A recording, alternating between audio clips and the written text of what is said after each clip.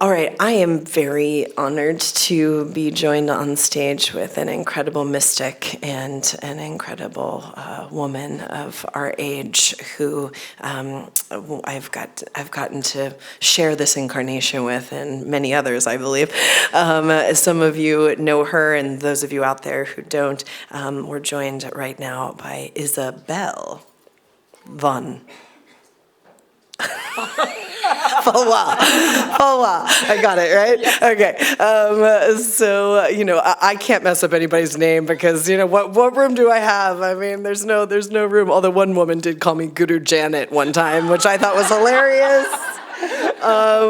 But so excited to have you here, and especially as we've been talking, the power of both this island and the energy of the women. We were just commenting. Isabelle came in and said that the energy today is very, very different than how it felt when we were in our. Even though it was just a day away, the energy today with all of the women. But Isabelle is a best-selling author of a book called. A bunch of these are in German. Yes, but also in Italian and French and in lots of languages that I don't know, but The Power of Your Angels, I can say in English, and then multiple other books. Yes. And then we were just talking about your most recent book, which is called The Letter of Mary Magdalene, yes. But it's not in English yet. It's 750 pages. I can't wait to hear and be able to read this book. But Isabelle, just kind of tell everyone exactly how you got into this angel business. What happened? So what's the story? What's the story? Yeah, to make a very long story very short, exactly 20 years ago, I had a wonderful scholarship in California because I should become a pianist, and I was just right in front of signing a contract for a CD. And I only went back home for 2 weeks to celebrate my birthday with my then partner and my family and everyone else. And I was jogging and seeing a cross with Jesus Christ, and I had lost my contact, which I always had since childhood because of a very difficult love relationship. And I saw him there on the cross, and I thought, maybe I jog there, and I pray, and I find my contact again. And so I jog, and then it was like a cut. I don't remember how I came to the cross. I was jogging on the street. I don't still remember how much time was in between. And I find myself waking up in the mossy grass, lying underneath the cross with Jesus above me. And I look above, and I knew in that moment, you are deadly ill, but he's watching me. And a few days later, I got the diagnosis, leukemia in the last stadium, just 3 days to 3 more weeks to live. And within 7 days, I lost my house, my partner, and my scholarship in California. So within 7 days, everything was gone, and nearly my life was gone too. This was an interesting moment, I can tell you. And this was the moment which changed my entire life, to be honest, you can imagine.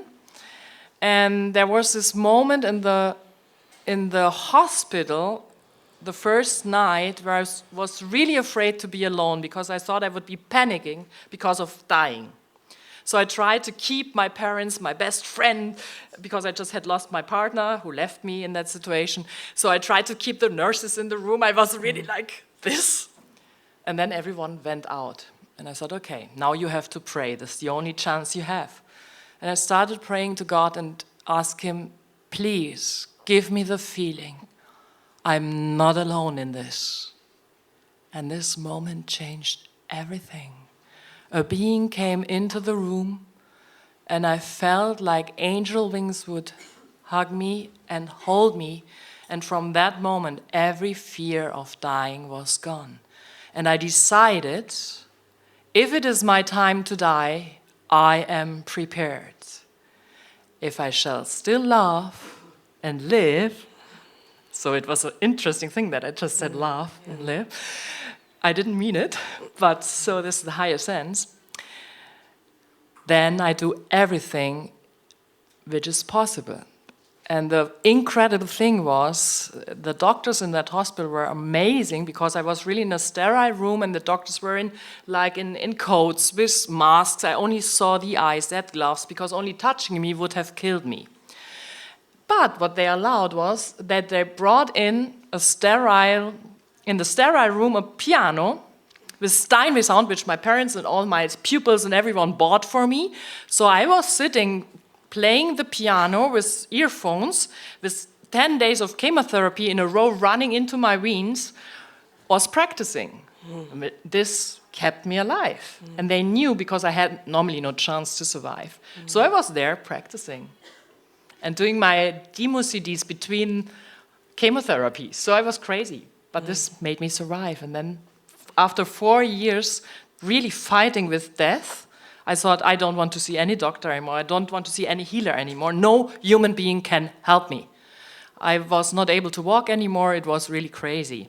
And I was meditating and praying the entire day.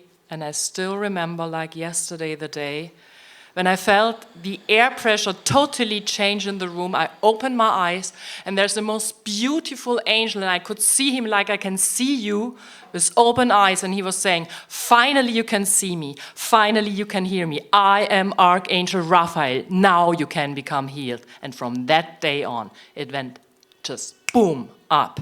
And half a year later, I opened my practice to help people, and I never had to do any promotion. They just came from all over. That's how it happened. Thank you. Namaste. So, just a normal story, normal woman, planet Earth, goes for a little jog, and this is actually a tale of why you shouldn't go for jogs. I mean, I am very against this.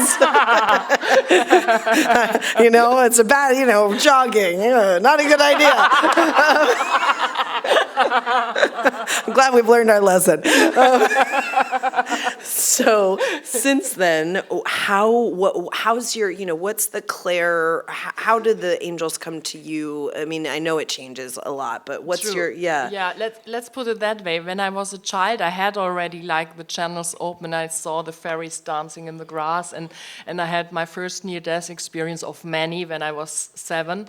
And from that moment on, I always had these visions and these dreams, and I would know when someone would die or would know when someone would have an accident. And sometimes, because people believed me, for instance, was this very, very famous conductor of the Munich Philharmonic Orchestra, and he did a rehearsal, and I was part of the rehearsal as a listener, and I saw if he conducts this symphony once again, he will die.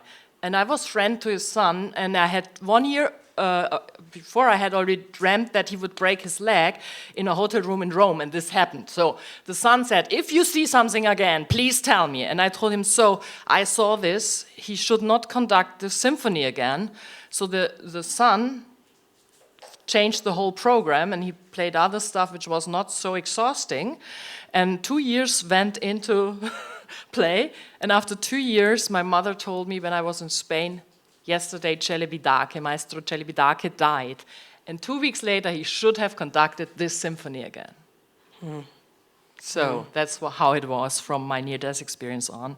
Yeah. So I had this kind of visions. And when Archangel Raphael appeared in that moment to really heal me, I started to see and hear them. Of course, I feel them. Sometimes I get knowings. But I think my most powerful channel, because I'm a musician, is my clairaudience. Clairaudience, Yeah. I want to ask a question I think we're all wondering. Is Archangel Raphael hot? Yeah. but like really hot, right? But Archangel Michael is hotter. And I thought that. I really did think that. And there's still another one, which is Archangel Sandalphon, and he is, I always call him the Californian beach angel. With these beautiful, from the sun, light, little blonde hair. And he surfs in the morning. Yeah, and like, stuff. so and Sandalphon is the archangel of music and is also the archangel of voice. So you really can talk with the power of your voice, with your whole voice. So Sandalphon is really hot, and Michael too. And Raphael is very beautiful, but in another way. He has more this aristocratic kind of beauty, but incredible beautiful. Yeah. Okay, good. Well, I mean, I felt like that was a burning question in the room. You know what? And I call him Ruffy because he's such a dear friend, Mikey and Ruffy. So, you know. Yeah. I mean, I really honor them, and I'm very humble also. But they're so close, so I talk very honestly Closely, with them. Yeah. And can you explain in the way that you've experienced it how you invite these relationships, because they do need to be invited, correctly? Yeah. So a lot of people think always they have to do a lot to bring the angels into their lives, but in reality you don't have to do that. If you don't know which angel could help you with a certain situation, you just say, the angel I need, please come. Or as my husband likes to say it, Archangel Michael is the CEO of the archangels. Say to Archangel Michael, please send me the angel I need right now for my situation. And the angel will be there immediately. Yeah. Yeah. What do you think about, the medical medium? Yes, of course. What do you think about what he says about some of these kind of lesser called upon angels? Which I like. I think it's cool. I mean, I resonate with it. Yes. What's your experience of that? We have so many unknown angels, yes, sure, because there are millions, billions of angels out there. Every one of us, every one of you has at least 2 guardian angels, a more female and a more masculine angel, who really take care of you from the beginning to the end. So you're never alone. And can you imagine all these angels already? And then we have all these archangels and other types of angels. On and so on and it's on. You cannot count them. Yeah. I prefer to talk about them who I know like really personally. Yeah. Not about them I have not really lived with, but... Do you notice that you has there been introductions to angels that you haven't previously had a close relationship? Oh yes, I tell your story. Yeah. Yeah. You know, if you work with angels, you have no rest and you have no holidays because they constantly give you messages. So after really a tough time, let's say 1 year where I slept like 2 to 4 hours maximum per night, where I brought out my first book, where I brought out like 50 channel meditations and so on, so it was like working like crazy. I thought, now I have 7 days of vacations. I go to France, to the Beach of the Angels. It's really in the map, the Baie des Anges, where the Mare Angels live. And so I was sitting in the plane, and I was thinking, now finally I can read a book. So, can you imagine, sitting in the plane, and there's the seat in front of me. It was just the beginning of the flight. And all of a sudden, between the chair and me, another angel stood there I've never seen before. And I look at her and I say, because it was a female feature, and I say, who are you? And she said, I am Angel Lavinia. I am the angel of the shadows. And in this vacation, you will work on your shadows. And now, I thought at least if I go swimming in the ocean, I will have a little break. And so I went swimming, and she was flying next to me. And you know what she said? She said, so, my dear one, now you think about the person at this moment you have the most trouble with in your life. Okay. I had not to think a long time. I knew who it was. Came right up, huh? Then she asked me, why do you have so much trouble with that person, with that guy? I said, blah, blah, blah, blah, blah, blah, blah. Mm-hmm, she said. Okay. Now I want you to look into a kind of a mirror and think about when you did something like this to someone else. I know this might be some years backwards in time, but you should know you did this already too in this lifetime. Mm-hmm. And so she walked with me through my whole life in these 7 days, and we started clearing everything which was not in peace yet. Mm. And the funny thing is, I came home, I went back to my work, and these people were back in my life, and with no one I had any single problem anymore. And I didn't even talk to them. I just changed my frequency with Lavinia. Wow. Yeah, that's why Airbnb has that cancellation policy. It's like in case something like that happens on the way, you can't cancel that Airbnb. So how about recently, like since this shift of, and we were just talking about this major shift on the 21st of December in 2019, any new angelic frequencies you're noticing? I certainly am.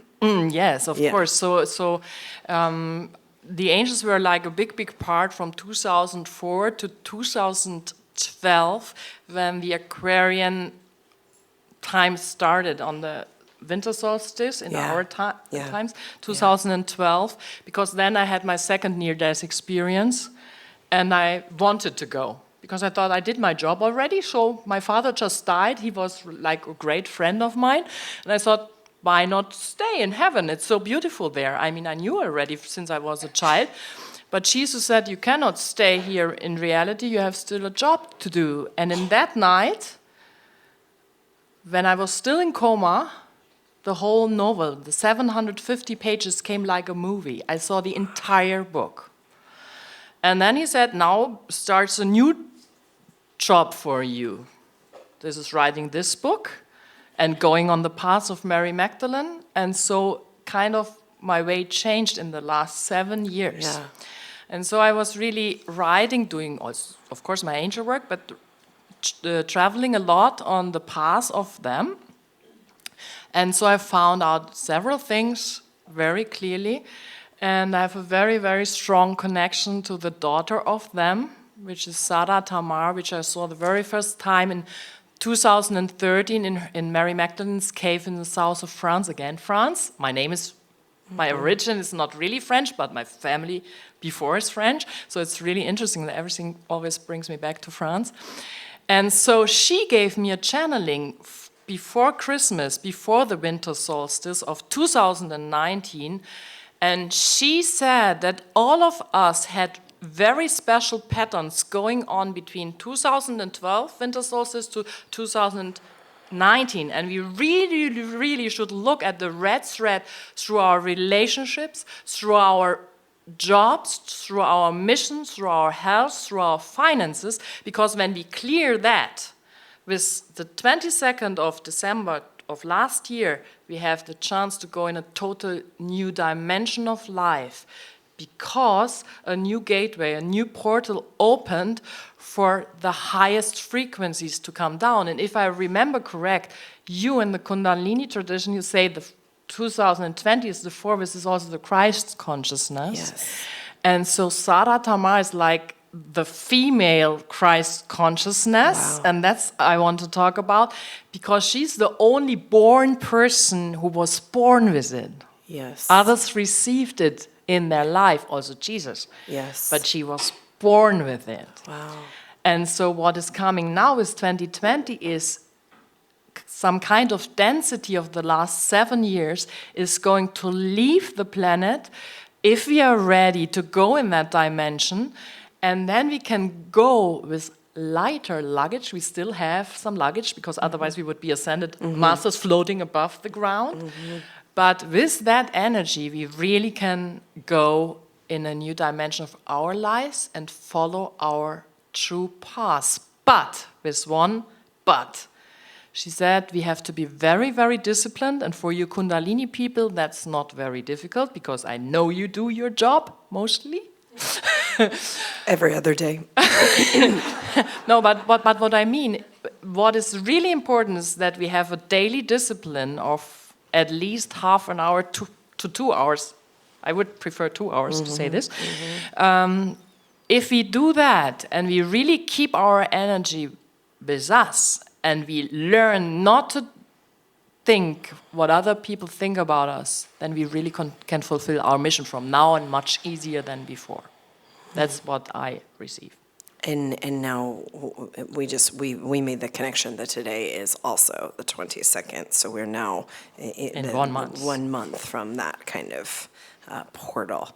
And the 22nd is the day of the tutu, Mary Magdalene. Mary Magdalene is the number.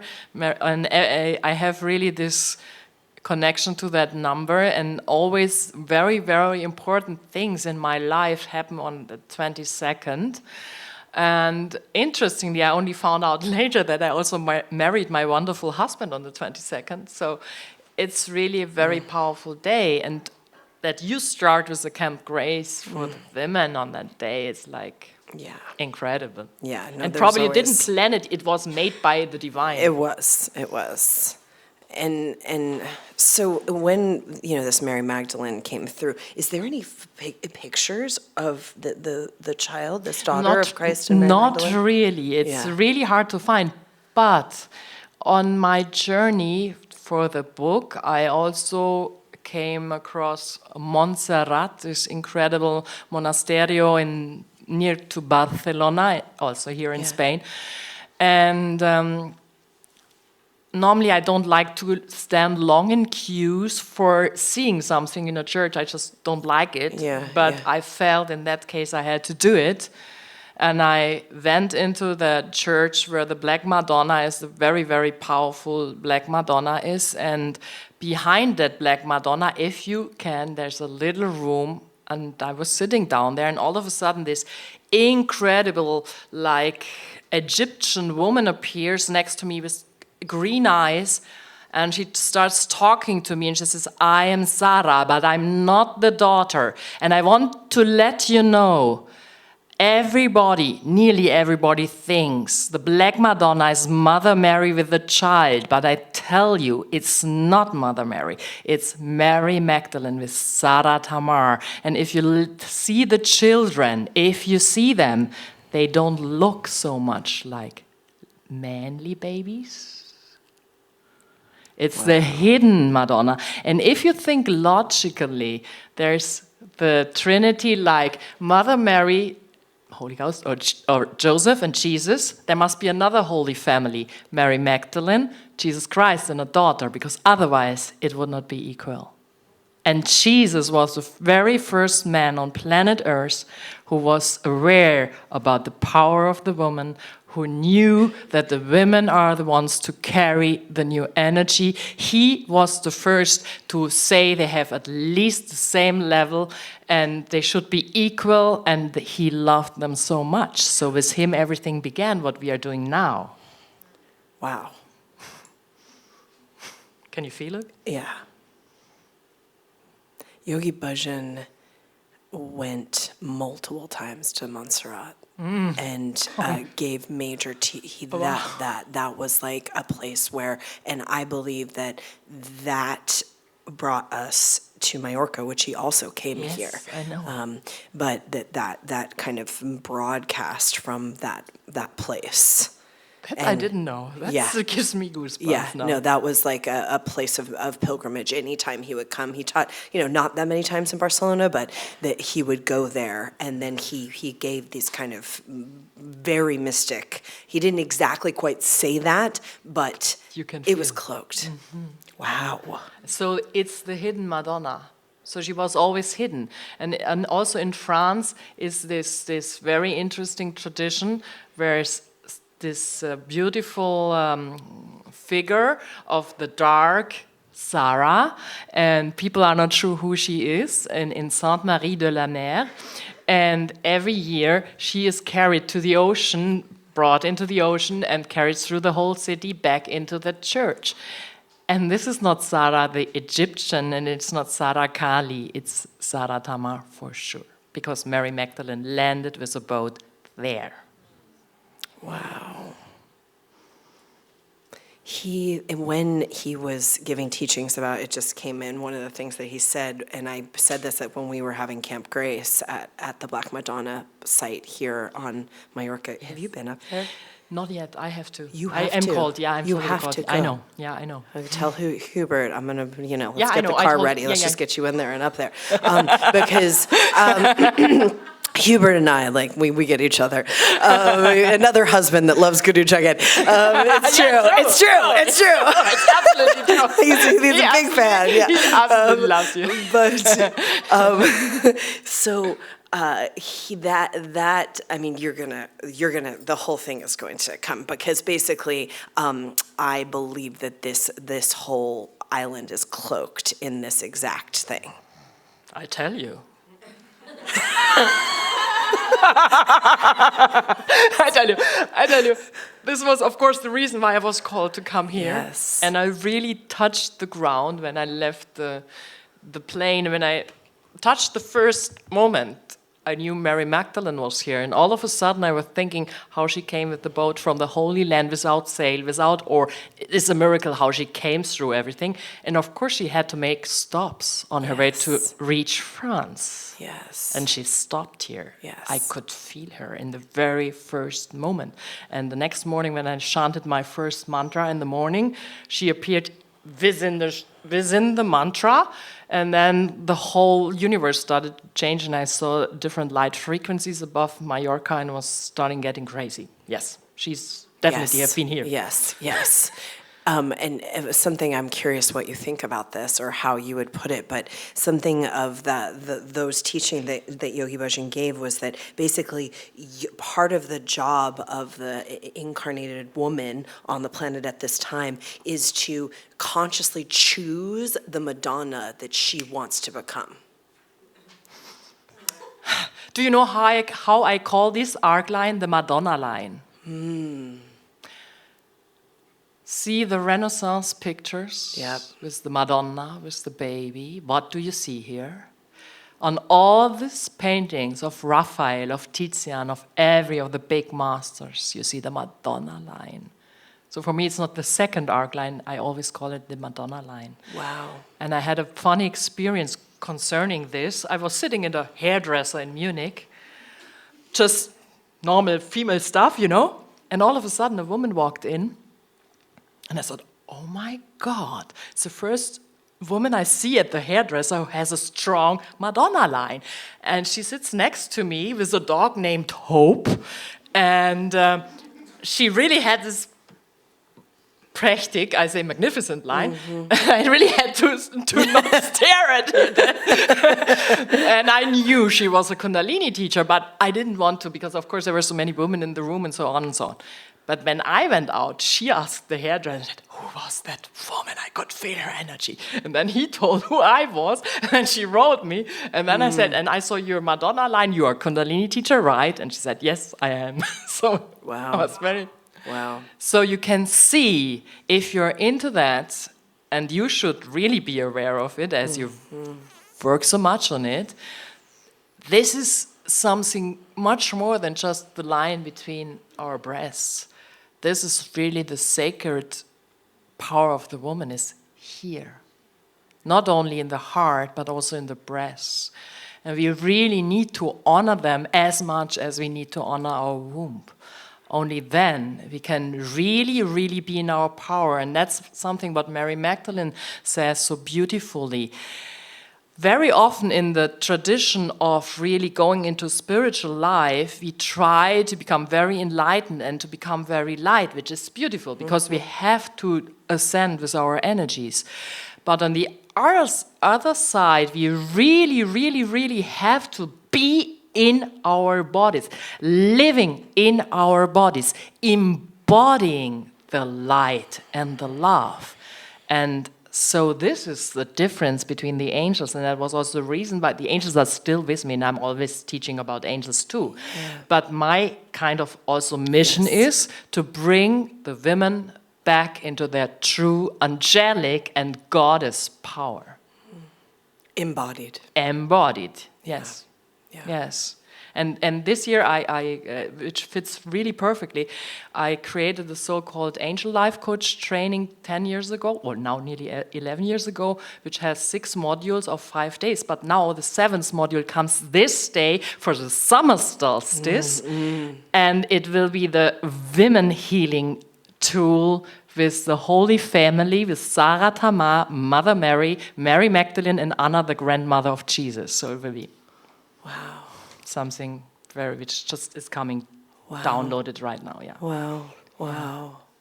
So again, the 22nd. Amazing. So that's very important for you all. Yeah. And what, I mean, in my language, I would say, in terms of my interactions with Mary Magdalene, this is, you know, she's holding a very high kind of Dakini Tantrika lineage. Yes.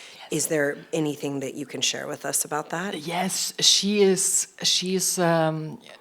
You all know Mother Mary, and she's like this pure consciousness. But Mary Magdalene is totally different.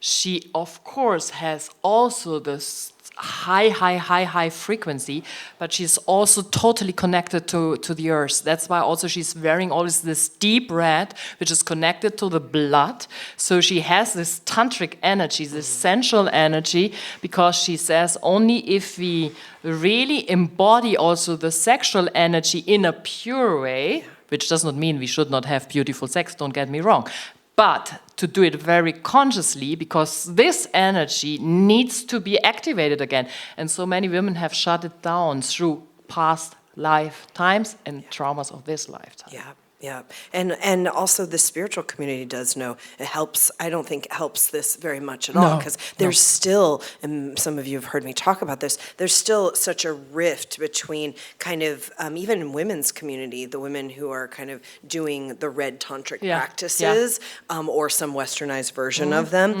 and some of the more kind of higher center spiritual communities, we get a lot of disconnection. Of course. And something was very interesting what I saw only last November when I did my last Mary Magdalene retreat.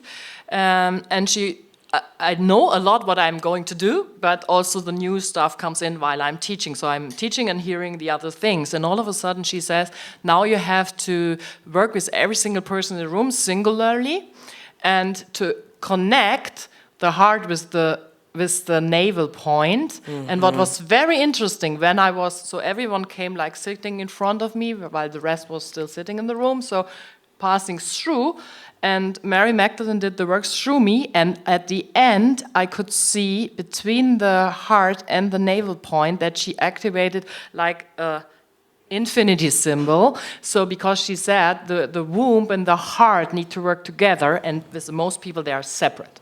Yes. And so many people after that kind of, initiation is the wrong word, but activation, let's say it like that, they felt so different. They had so much more energy in their life after that. It was only minutes when I did that with everyone. Yeah. And the navel point, I gave some teachings around this morning. The navel point for the woman is connected. The strength and connectivity is how much the cervix can open, and for cervical orgasm, for fertility, for just health. That's the navel point is very connected to the cervix. And the navel point is also our warrior point.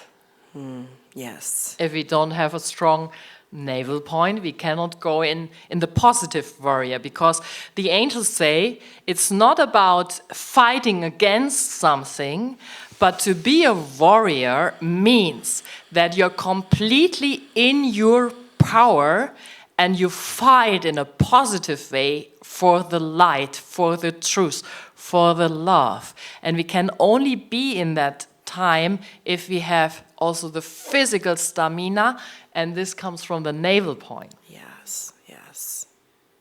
And what's your kind of experience or understanding of Mary Magdalene, either in different reincarnational kind of spaces, or the connection to some of the other, we'll call it goddess groups, in terms of the Isis, the Egyptian, the Atlantean, the Lemurian. I totally get you.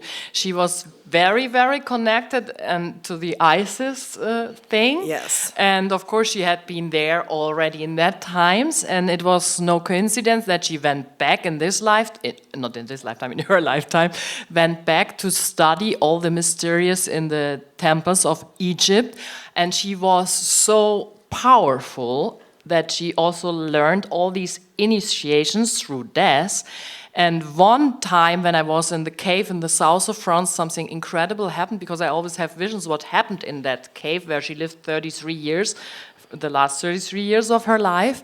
And there was this incredible vision where a woman with her daughter, who was in the last moment pregnant, who was already in a very bad state, was carried by the brother and the so-called husband up the hill into the cave, and the baby came out of the womb dead. And they were all desperate, but Mary Magdalene said, "Stay calm, let me do my work." And I will never forget this vision when she took the baby, took it to her heart, and started to chant in a very, very special way. And she activated all this knowledge which she had from the Egyptian death initiations and the knowledge she had through experiences, the rising of Jesus Christ. And all of a sudden, the baby, which was really blue and dead, didn't breathe anymore. It was really dead, not just coma, dead. Right. And all of a sudden, the baby started and then started to cry, and the baby was there, was alive again. So she did really incredible miracles. Yeah. She was a master healer. Yeah, and that comes. I mean, that's part of what we did this morning, was the rebirthing list. I heard. That you go into the kind of the that death in life space, but that very much comes from the Egyptian mystery schools. Exactly, and also the story with Lazarus, how the people know it is totally different. Who was her brother, which Jesus awaked from the dead.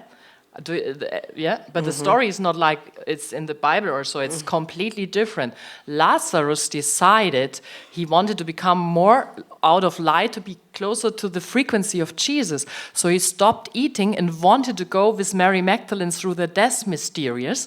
And she guided him to go so deep, to have like this kind of death experience. But the problem was he was not protected enough, and the earthbound spirits caught him, and Jesus didn't come in time. So Mary Magdalene really got nervous, and Archangel Michael then jumped in, let's put it in our language, and held him till Jesus came back. But otherwise he would have been gone. But it was not that he was just dying because something was wrong. He wanted this experience to go to the next level. So if you look really into the eyes of death, as you know, you love death too, like I do. Yeah, love it. It's the Scorpio part in us. So right? Scorpio. Yeah. But if you are really able to do that, suddenly the fear of death is not non-existent anymore. And there's this beautiful saying, one of my teachers, Celibidache, this conductor, said. He was a Buddhist, was my first, let's say, spiritual teacher. He's a famous conductor, but he was a spiritual teacher when he taught his students. I was one of it. And I will never forget his sentence. He said, there are only two human fears. The one is the fear of not being loved, and the other one is the fear of dying. Yeah. And the fear of not being loved, if you know you have always your guardian angels and the beings around, how should you not be loved? So it's easy to let go of that. And the other one, death is the same. I mean, death is not the end. If you once know that, life gets much easier. Yes. I think. And then it's about practicing it. Yeah. Yeah. But the practice could be for you, whenever a fear comes up. When I was in hospital this time with leukemia, I remember the sentence about the two fears, and I was just left from the boyfriend I had been with, and I was in front of death. And then I remembered that, and whenever a fear came up, I asked myself, is it because I'm fearing not to be loved, or is it because I'm fearing to die? And so I always brought every fear back to them. And then I thought, why? Because I was always so afraid when I had to go on stage as a pianist. And I said, this is crazy. The people who truly love me will never love me less if I fail on stage. Never, ever. And I won't die on stage. I mean, even if the people don't invite me anymore, so what? I don't die. What's the problem? And this makes life so much easier if you realize that most of the fears are just irrational and not true. What's happening in the room right now? The room is like totally crowded, if you want to say. I see the guardian angels of all of you chatting with each other. And also the auras changed in the room, so there's much more light in the room right now. It also was incredible when I came in because of your meditation. For sure. But I can see all this, on one side the white light, which is the purest light, the most, not the, I won't say the highest, because there's also the golden light. I don't want to put it in comparison. Hierarchy, And I see also a lot of this red energy, which is coming up, this really life energy. And there's also another kind of energy which I totally love, is this rose pink golden, very, very high frequency of love, which also comes together when we take the energies of Mary Magdalene and Jesus, because he has the white golden light and she has the red golden light. And if they come together, it's the rose pink golden light. And I can see a lot of rose pink golden light right now. So they are with us, and I can see very clearly Sarah Tamar here up above in the middle of the room. She is very present with all of us. Yeah.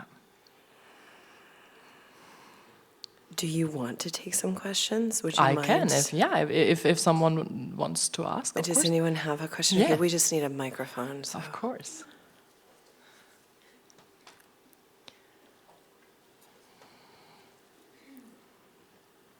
Hi. Hello. Hi, is this, okay, it's working. So was Mary Magdalene working with Ka energy? With what? With Ka energy, with the energy body, and how was she doing Exactly. Yes, she was working a lot with the car and the body energy, and she was working through dancing. She was really very connected to dance, so she always says, if we want to go into our female energy, we need to dance. And whatever you love, like dancing, do that. Because she says, when we start moving with music, we forget about, excuse me now for this not nice word, we forget about our shit. We cannot hold on to our shit while we are dancing. And there's this other thing, which a beautiful master has said, Augustinus, and he said, human being, learn to dance, because otherwise the angels in heaven don't know what to do with you. So to really get this car energy activated, dance. Dance and dance. And there's no excuse, she says, because every one of you has a device with music, so you can do it at home. Okay, so it gets moving, then how does that relate to the sexual energy? The point is, the more you start concentrating really on the womb and also the navel energy and the sexual chakra, and you start to connect while you dance, while you move, with the heart center and the womb, you start to move differently. You will feel it. And even if you go on the street and you're not dancing and you're walking, you can see if this is activated or not when someone is moving.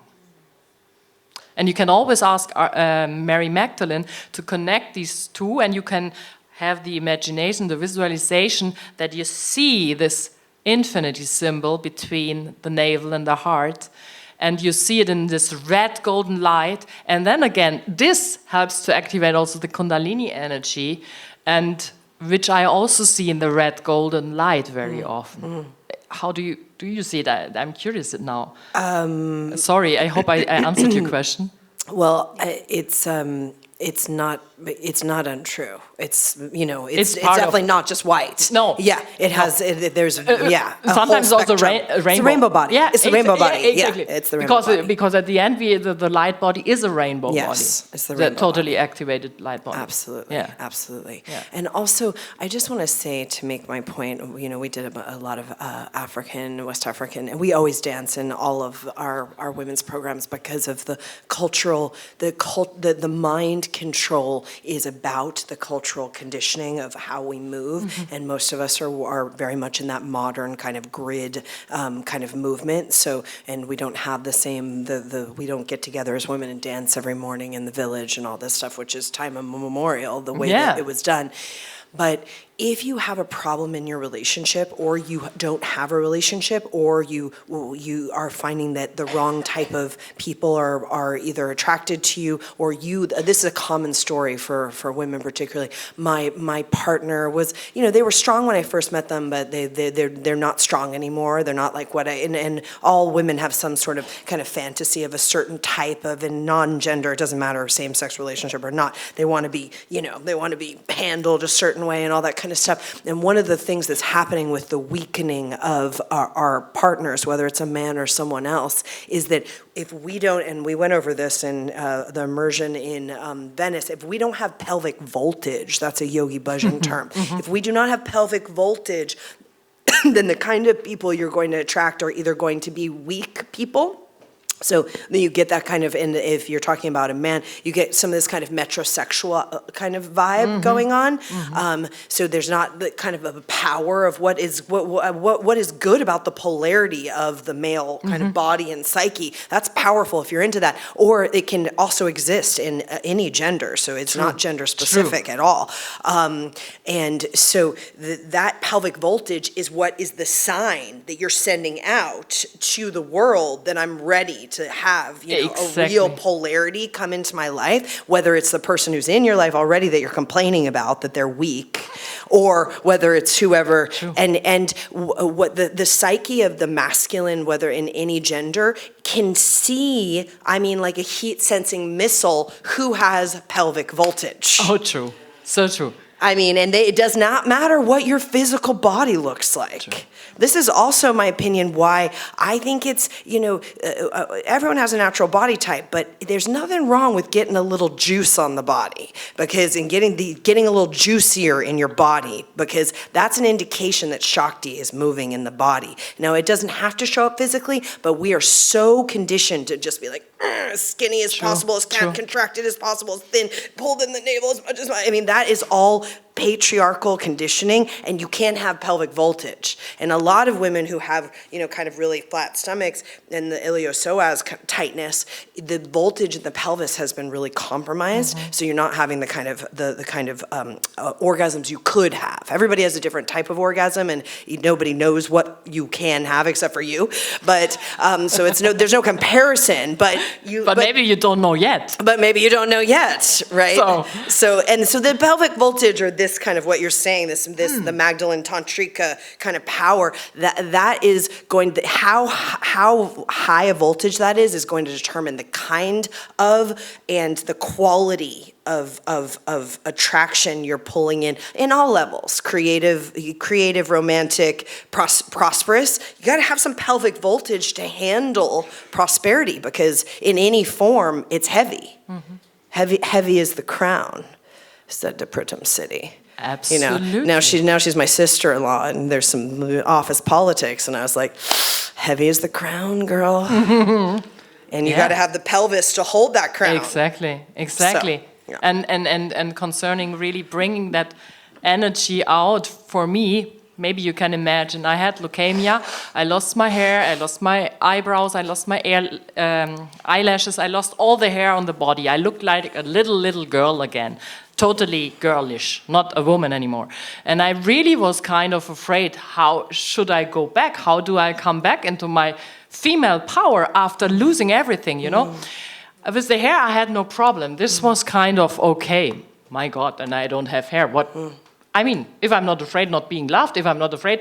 But somehow I was scared. How should I handle this with no hair here and everything so strange, right? And again, something came in like an intuition, and I knew I was already 9 months in hospital, and I got a lung inflammation, and I was in the intensive care unit, and I had a vision: if you take one chemotherapy more, you will be dead. You have to leave the hospital now. So very clear vision. And so I said, okay, I will leave the hospital now. And then one doctor after the other, 30 doctors came into my room. Are you crazy? You are dying. Are you crazy? I said, no, I'm not crazy. I had a vision and I can trust my visions. So give me the paper. I sign it. If I'm going to die, it's my fault. Bah. And I did it. I left the hospital, same day. The next day I said to my parents, so, and now I have to go tango dancing. Tango Argentino, okay? So, and my parents were very cool, and my father is already in heaven, he's my great guide, and they were very cool because they knew about my vision since I was 7, so they said, okay, if you think so, drive to Munich. It was 1 hour, it was my best friend, we drove 1 hour to Munich, and the entire night I was dancing Tango Argentino. Wow, you can imagine being back in my body. And how did I meet my husband? Dancing Tango Argentino. Amazing. I didn't know Being that. back in the female Yes. energy, pelvic power. And he's quite a archangel, your husband. Yes. Does he know that? I said it to him, but when Yeah. you say it, it's maybe Yeah. more. Yeah. No, Yeah, because yeah. no, he knows I'm always telling these things, and this is already nice. But if someone else is Yeah. confirming it, it's Yeah. Yeah. sometimes better. Yeah. Yeah. Yeah, that's the Yeah, that's what we're here for. That's what we're here for. exactly. Do we have maybe one more question? We take one more question, Yes. Mariam? Yeah. Yeah. Born at Christmas, I remember that very well. I would like to ask you about Immaculate Conception, and obviously with this sort of you call them the Gen Zs, this new generation, this new breed of highly calibrated children with a totally, upgraded genetic coding. Can you speak a little bit about? I would like to speak first about the past times because I had, let's say, I felt it like a great honor, deep grace, to see how the grandmother of Jesus and her husband, Joachim, received Mother Mary. And this was the most incredible situation because the other children they had already born through normal sexual conception. But it was clear already, Anna knew that Jesus would come and would come through Mary. So they were in this incredible light chamber, and there were all these angelic beings of the highest realms. And then I could see the soul essences coming out of both of them, and the soul essence would come together of Joachim, which was a very high frequent man, and Anna, who was already hundreds of years old because she went through all the death initiations too in Egypt, and she knew all of that. And then Mary was conceived in her body, but she came really out of the higher realms, and that was the reason why she again could do it the same way with Jesus, which does not mean that they didn't have sex, don't get me wrong, but for certain very, very special beings to come on earth, there has to be another way of conception. And I also think that we are coming back into a time where people might be able to do this again. Yes. That's what I'm feeling. Yes. Is this helping you? We have a woman in immense grace who was conceived through Immaculate Conception. Wow. Yeah. Yeah. I feel, And Yogi Bhajan talks about it as well. Yeah, I'm totally sure. Yeah. Excuse me, would you be so kind to repeat the name of the voice angel? Sandalphon, Sandalphon, Sandalphon. Yes. Thank you. You're welcome. Wow. Well, this has been amazing. I just want to talk to you. Well, forever. Yeah. Isn't this so good? Is there anything else, just in terms of the way that we've all been brought together in how we're together, that we need to know coming into this next time? Yeah, so also the meeting of us is no coincidence at all. And there was a very special moment when I was writing my novel, which I actually didn't write because I saw this movie in that night, like in the velocity of more than light, because how can you see 750 pages within minutes? This is crazy, but I saw really everything. And then all of a sudden I was writing, typing, and there was one of the main characters in a very, very dangerous situation, and he got really very, very fearful. And he couldn't breathe anymore. He was nearly dying in that moment.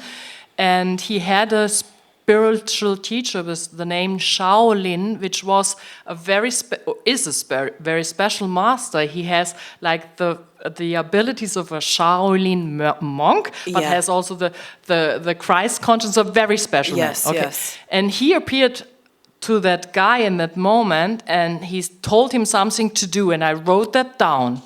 And after I have written that down, I stop. I think, this is crazy. This sounds like a Kundalini meditation, but I didn't know it. And then I look it up in Google, and I find it exactly how I got it. I said, this is crazy. And as Jesus was the one who gave me the book, I asked him, why do you bring that in here? I want to understand the connection between you, between Kundalini and all these things. And the one answer was that, of course, he was into Kundalini yoga, and of course, he was in Tibet, and of course, this. But there was something even more interesting I found, which was the message.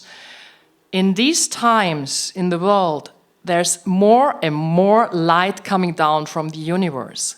And so to be able to hold that higher frequency of light, our bodies need to be crystalline vessels to be able to hold that light. And Kundalini yoga is the technology for people to be able to hold the highest frequency of light, also the Christ light. And the interesting thing was, and he said, and that's why you started with Kundalini yoga. I put you onto that path because you need to be a crystalline vessel. And Guru Jagat didn't know me. We hadn't talked. I was in Munich at her event. And my friend went to her to have the book signed. And she saw me from afar. And she wrote into the book, your frequency is the one of a sacred crystalline cave. We hadn't talked a single word. And when I read that at home, I was like crying, because this was for me, whoa, this was like East and West coming together, which is also one of the messages of my novel, The Letter of Mary Magdalene. So because there's this master, Wow, I can't wait for this too. But it is out in German. In German, you can read it, yes. And then you're working I'm working now on the Italian translation, yes, because I'm in Italian, in German, in Italian, my books are like really bestsellers, like really, I think 120,000 copies.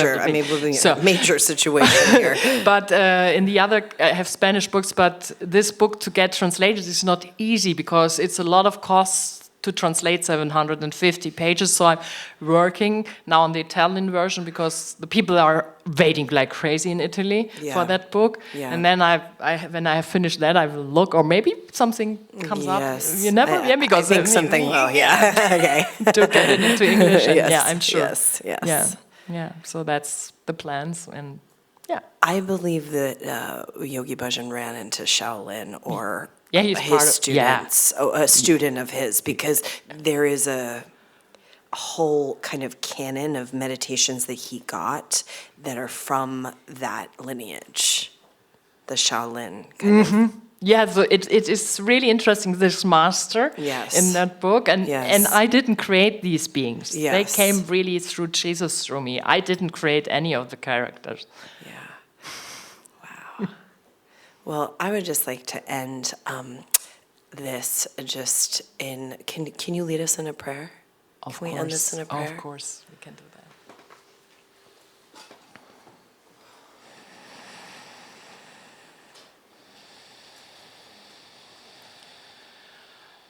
May the divine feminine energy rise within every single human and living being on this earth, so that the polarities which were fighting against each other so long come back into total harmony, into a symphony of sounds, colors, crystals, and the highest vibrations of heaven and earth.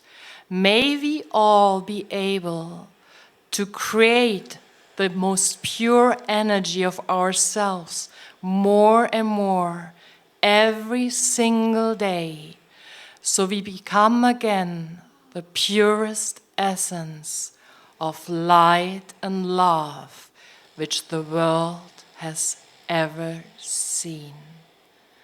And so it is, and so it is, and so it is.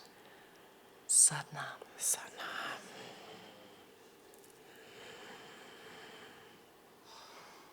Thank you so much.